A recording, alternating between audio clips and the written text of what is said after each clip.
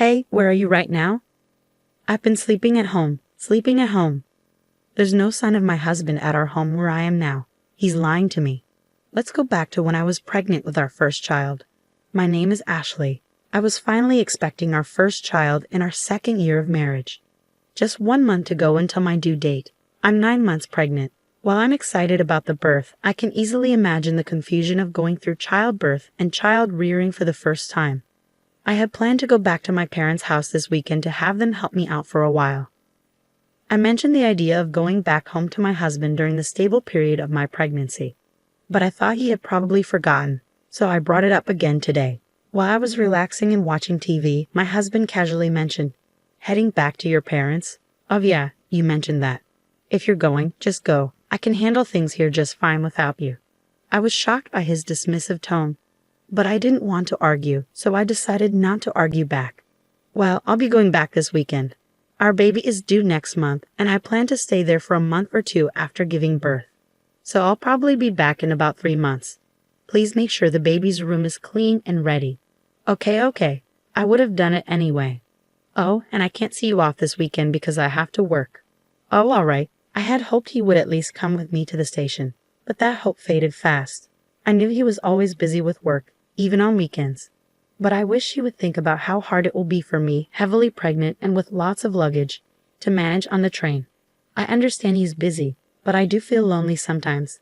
I don't want our soon-to-be-born baby to feel lonely either. Plus, I'm worried about whether we can raise our child together like this. When did he become so distant? With these mixed feelings, I started packing. Since I still had time before going to my parents' house, I decided to send most of my luggage through a delivery service.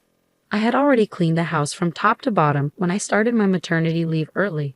They say pregnant women have a nesting instinct. I had set up a crib and prepared a space for the baby, excited to start our new life as a family of 3.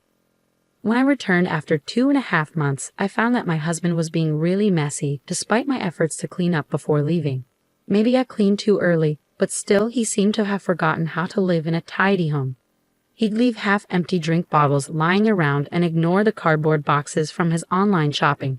I realized that I'd never seen him cook or clean since we got married. Even though I kept trying to tidy up, things only got messier, and I started worrying about the state of the house while I was away. But with the baby coming soon, I had to focus on preparing for childbirth. The weekend came quickly, and I went to my parents' home. Meanwhile, my husband didn't even see me off to work. While I relaxed at my parents' place, I stayed in touch with him through emails every day and called him about every 3 days. But gradually, he started ignoring my calls more often. When I managed to get through to him, I noticed he'd been avoiding my calls lately. I asked, "You've been hard to reach lately, are you busy?" But his answers were vague, like sort of or not really. Then I asked him nervously, "You're not cheating on me, are you?" I've heard some men do that when their wives are pregnant. He sounded annoyed and denied it, saying, "No, why would I do that?" It's frustrating to be accused. Feeling uneasy, I quickly apologized. Having these worries while carrying our precious baby wasn't good for my mental health. I needed to trust my husband, I decided. A few weeks later, I started having labor pains. As I prepared to go to the hospital, I called my husband. I felt embarrassed to show how much pain I was in, but I really wanted him there when our baby was born. I thought surely he'd be touched by the birth of our child.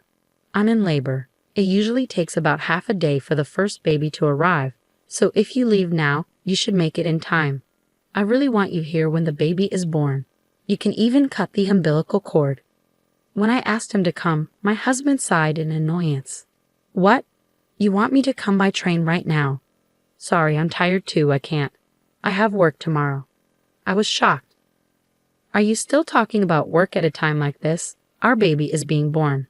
Isn't our child more important than work?" He snapped back, "Stop it. My job can't be replaced. This is a once-in-a-lifetime moment, I know. But my work is crucial. If I don't do it, it won't get done. Can't you understand? I have to go. I'm busy." And he hung up. I tried to convince him, but he wouldn't listen. As I sobbed through the pain of labor, I wondered why he was so indifferent to our child's birth. From the moment I found out I was pregnant, my child became my priority. But as a father, he seemed so distant, so I faced childbirth alone. The pain lasted a whole day, and the next day, a beautiful baby boy was born. The baby was so tiny, adorable, and dearly loved. After leaving the hospital, my parents doted on him, teaching me all sorts of things about taking care of him. Within a month, I had gotten pretty good at giving him baths. My parents worried about me, though. "Are you sure you're okay with your husband? We can't help but worry about you when we leave." But not wanting to trouble them, I reassured them, saying, "I think I'll manage somehow. My health is improving faster than I thought. I might go back home next week," I told them. "Really, don't overdo it. Let us know if anything happens," they replied. People often say that recovering from childbirth is like recovering from a car accident, but thanks to hormones, I was in good spirits and my body was healing well. I was also getting the hang of taking care of the baby, so I decided to go back home a bit earlier than planned. While I stayed with my parents, my husband hardly reached out, and even when I sent him photos and videos of our son, he didn't seem interested. I figured maybe the feeling of being a parent really kicks in when you're actively involved in raising the baby, and perhaps he wouldn't feel like a father until he spent time with our son. That's what I hoped, at least. It kept me going. I decided to surprise my husband by having my parents drop me off at home. I didn't tell him I was coming, but he should have been home since it was his day off. I wondered how he'd react when he saw our baby for the first time. Would our baby like our home? After a few hours' drive, we got home. I held our son while my parents brought in our luggage, and I unlocked the door. But when we walked in, the house was dark and silent. "We're back a bit earlier than expected, but we're home now." "Huh, no one's here. What's that smell?" As we stepped into the living room, a terrible odor hit us. When we turned on the light, we couldn't believe what we saw. The room was a mess, like a garbage dump. Dirty dishes and half-eaten food cluttered the sink. Clothes and trash were strewn all over, and there was even moldy juice sitting out, stinking up the place. The table was covered in stains and grime. The bathroom was also filthy, with black mold in the shower and sink, and the toilet was dirty and smelly. And worst of all, the crib we had prepared for our son was filled with unused cardboard boxes and trash bags. I had asked them to keep the house clean for our baby, but this was the opposite, and I was shocked. There's no way we can live in such a dirty house, and I'm especially upset about the crib being ruined. Seriously, what's going on here? There was no way we could raise a baby in a place like this. My parents were furious and searched for my husband, checking every room, but he was nowhere to be found. Where could he be on his day off? Was he working another weekend shift? But we couldn't even confirm if he had been working those shifts before.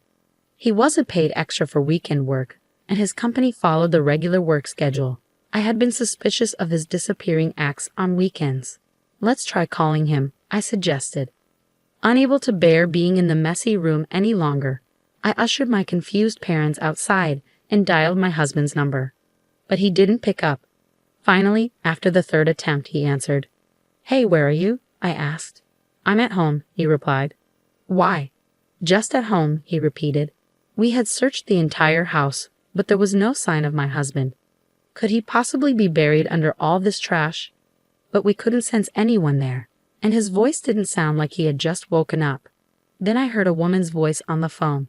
I couldn't make out what she was saying, but it was definitely a woman's voice. That's when it hit me.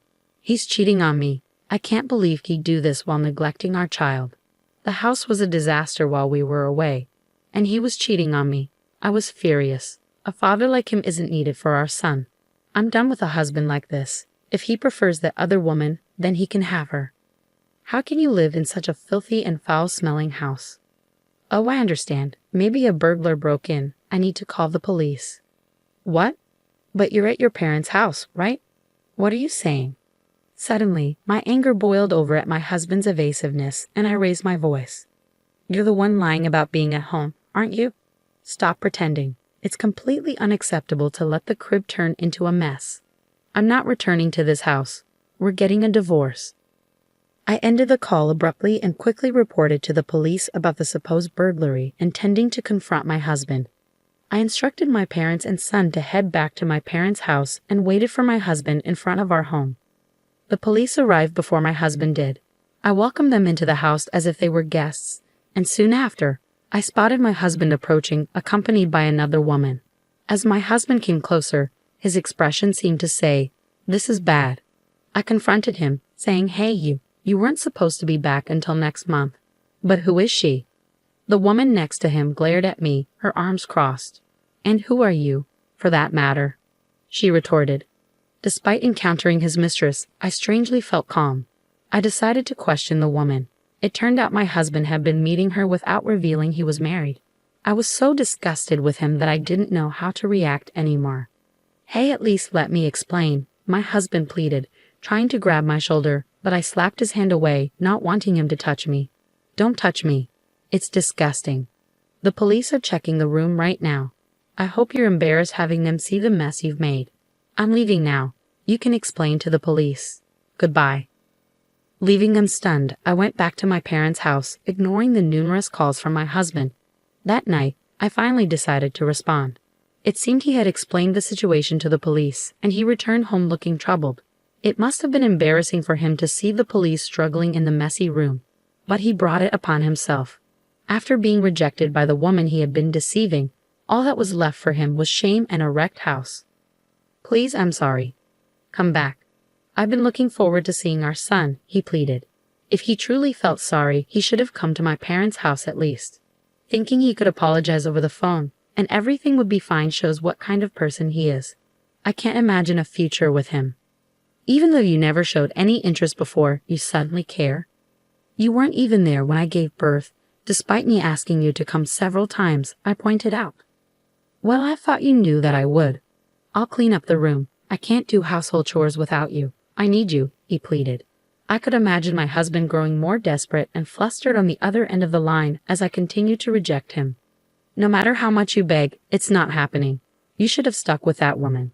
If you can't handle housework, have her do it for you," I responded firmly. "But that was just a fling. It was a momentary lapse.